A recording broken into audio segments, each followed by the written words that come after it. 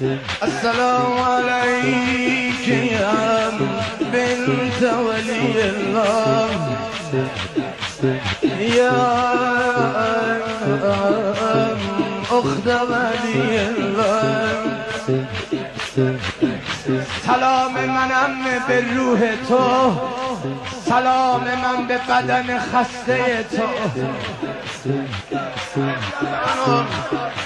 کار شما به جایی رسید خانمم، پیغام فرستادی حبیب ابن مظاهر تو بیا.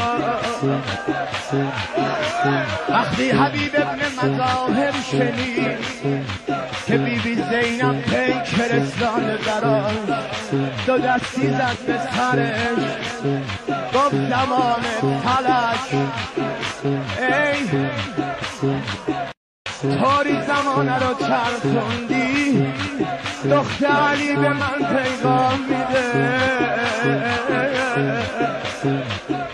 بچه و دلال محمد،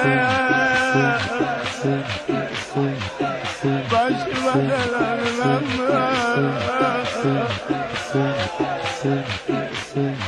امتي المظلومة امتي المظلومة امتي المظلومة امتي المظلومة، قلوبنا محزونة المظلومة، قلوبنا محزونة امتي المظلومة، قلوبنا محزونة امتي المظلومة. زينب بنت ليلى، زينب بنت ليلى، زينب بنت ليلى.